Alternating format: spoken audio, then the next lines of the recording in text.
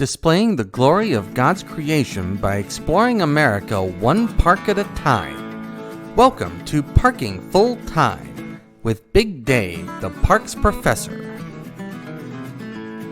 First hole. The par and distance are at the top of the screen. This course is a beginner's course, and therefore every hole except one measures less than 200 feet in length.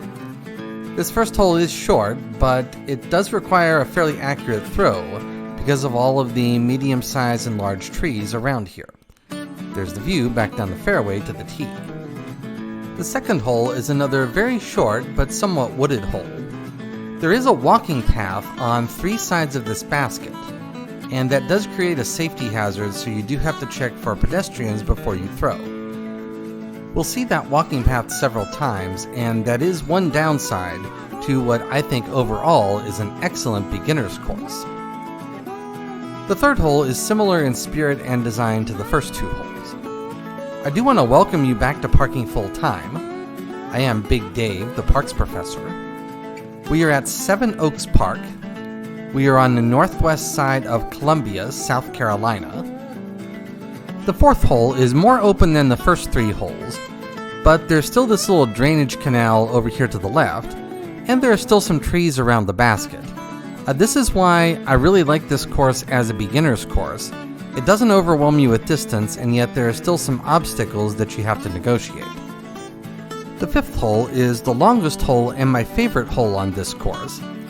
It's also the only hole that's probably going to give skilled and experienced disc golfers a little bit of challenge. You have to decide off the tee whether you're going to go to the right or to the left of this little cluster of large trees here. I personally chose to go to the right because I have more room to work with, although a more skilled player might choose to go to the left. The par is definitely a beginner's par, and I would probably make this a par 3 or a par 4. There's the fifth basket, and the view back to the tee from behind the basket.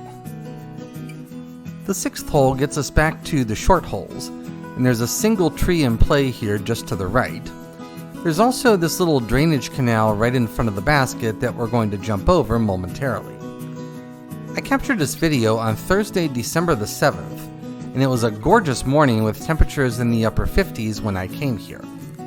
This really is a nice park with some nice lightly wooded areas, and the scenery is really nice here. The seventh hole looks fairly open, but in fact it's one of the tightest holes on this course because there are several large trees right up here guarding the basket. So you're going to need a really accurate throw to get through these trees and get to the basket in only one throw. Now the eighth hole is the only hole that's on the other side of Kinley Creek. To get to the eighth tee, you walk behind the seventh basket, turn left, walk across the creek on the trail bridge, and then look to the left to find the eighth tee. The eighth hole is slightly uphill, and it's the only hole on this course with any noticeable elevation change, but still it's a very short and a very open hole. There's the view back to the tee. Hole number 9 is the final hole on this course. There's some dense woods off to the left, but other than that, it's similar in spirit to many of the other lightly wooded holes on this course. I do want to thank you for watching this video. Parking Full Time would be nothing without the people who watch. I realize that every day, and I thank you every day. This is a short beginner's course. It's not a course that skilled and advanced players are going to want to go out of their ways to play, but I do think it's an excellent beginner's course, and if you're looking to build a beginner's course, this is a good pattern to follow. That is the end of the course. Have a great afternoon, take care, and Lord bless.